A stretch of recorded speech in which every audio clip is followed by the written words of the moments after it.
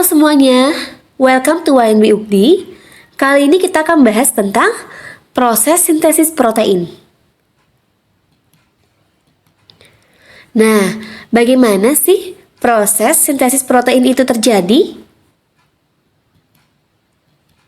Nah, jadi kan teman-teman ya, proses sintesis protein itu terdiri atas dua proses ya.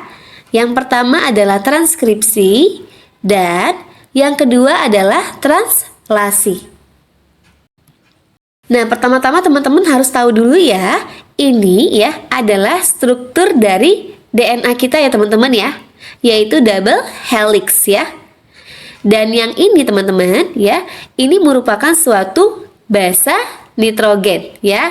Jadi ada adenin ya, ada timin, ada guanin dan ada sitosin ya. Kira-kira seperti ini teman-teman ya, struktur dari DNA kita yang terdiri atas basa nitrogen. Oke ya, apa fungsinya ya? Nah, jadi DNA ini adalah ya sebagai kode perintah teman-teman ya, yang akan mengirimkan pesan ya kemana? Ke ribosom untuk melakukan sintesis protein ya gitu. Secara garis besar seperti itu. Nah, tapi di sini teman-teman ya, yang jadi masalahnya adalah sintesis protein kan di ribosom nih, ya kan? Nah, ribosom ini hanya mengerti bahasa RNA. Dia tidak mengerti bahasa DNA. Ya gitu.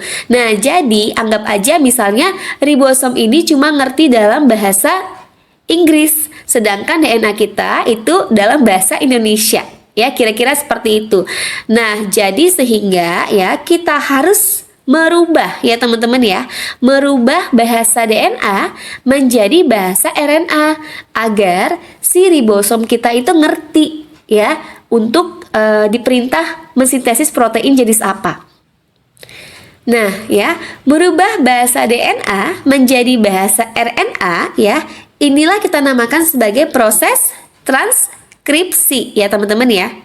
Nah, dan bahasa RNA ini karena dia merupakan suatu pembawa pesan, maka kita namakan sebagai mRNA atau ya messenger RNA. Kenapa dikatakan messenger? Karena ya RNA ini merupakan pembawa pesan dari DNA ke ribosom. Ya, ngerti ya teman-teman? Karena ribosom kita cuma mengerti dalam bahasa RNA. Ya, jadi harus dibawa oleh RNA messenger. Oke, sampai di sini paham? Nah ya, kira-kira kayak gini ya teman-teman ya. Ini kan proses transkripsi ya. Nah, jadi teman-teman ya ini ya. Nah, ini teman-teman, ini merupakan suatu bahasa DNA ya. Jadi ibaratnya yang ini ya, ini kita lihat dulu ya. Nah, anggap seperti ini ya teman-teman ya. Ini bahasa DNA ya, mau dirubah ke bahasa RNA agar si ribosom kita itu ngerti mau buat protein jenis apa. Ya teman-teman ya. Nah, makanya harus dilakukanlah transkripsi.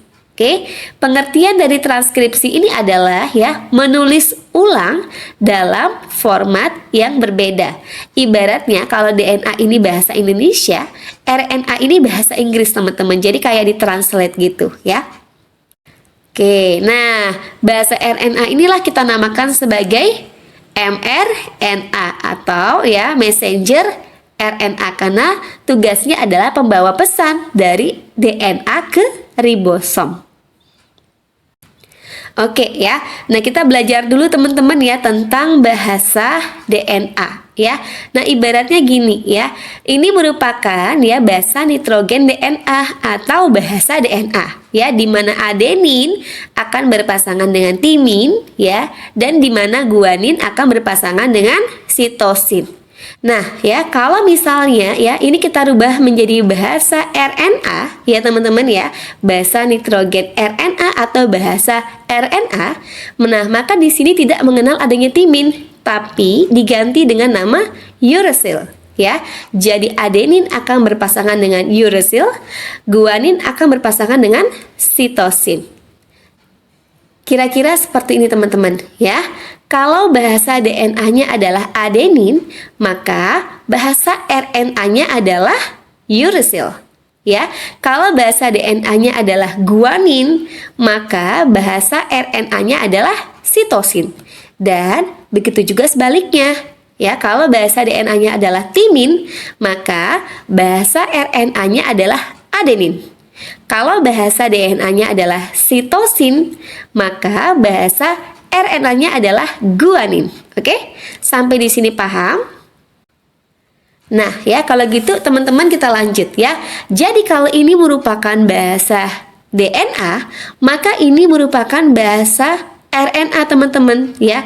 Jadi adenin akan berpasangan dengan uracil, timin akan berpasangan dengan adenin, guanin akan berpasangan dengan sitosin ya, dan sitosin akan berpasangan dengan guanin. Ya gitu ya teman-teman ya. Jadi ya, nah inilah merupakan proses transkripsi perubahan bahasa DNA menjadi bahasa RNA atau kita namakan sebagai RNA messenger ya, mRNA.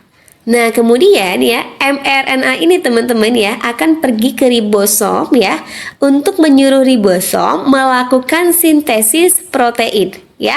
Nah, kali ini si ribosomnya ngerti. Kenapa? Karena ya udah diganti dalam bentuk bahasa RNA. Nah, itulah terjadi proses translasi teman-teman ya, yaitu proses membentuk protein sesuai dengan perintah yang tertera pada mRNA. Oke, sampai di sini paham? Oke ya. Nah, untuk memulai proses translasi, tapi pertama-tama teman-teman harus tahu dulu ya, apa sih struktur dari mRNA kita. Nah, jadi kan kalau dilihat teman-teman, ini kan ada yang warna kayak hijau toska ya. Nah, yang di bawah dan di atasnya adalah basa nitrogen ya. Nah, yang hijau toska ini kita namakan sebagai helix ya teman-teman, helix. Dan yang di atasnya ini adalah basa nitrogen ya. Nah, satu basa nitrogen dan satu helix ya yang terdapat di bawahnya kita namakan sebagai nukleotida. Oke? Dan ya, 3 nukleotida kita namakan sebagai kodon. Nah, jadi teman-teman kalau di sini berarti ya kira-kira ada berapa? Ada 3 kodon ya teman-teman ya. Ada UAA, SUG dan GSU. Nah, kemudian ya kodon ini untuk apa sih ya? Untuk memberikan pesan kepada ribosom ya teman-teman ya, untuk mensintesis suatu asam amino tertentu. Oke, jadi kodon 1 ya itu nantinya akan memberi pesan ke ribosom untuk mensintesis asam amino 1. Kodon 2 akan memberikan pesan kepada ribosom untuk mensintesis asam amino 2. Dan kodon 3 akan memberikan pesan kepada ribosom untuk mensintesis asam amino 3. Oke, sampai di sini paham? Nah, tapi teman-teman ya, asam amino ini untuk dapat berikatan dengan kodon yang memanggilnya ya, dia harus berikatan dengan namanya tRNA atau ya transfer RNA ya. Nah, tRNA inilah teman-teman ya nanti akan berikatan dengan asam amino ya yang memanggilnya dan berikatan dengan kodon ya. Nah, jadi seperti ini ya, dan nanti jadinya seperti ini. Oke. Nah, jadi asam amino 1 akan berikatan dengan tRNA1 ya, dan tRNA1 akan berikatan dengan kodon 1. Begitu juga dengan asam amino 2 ya. Dan begitu juga dengan asam amino 3. Oke.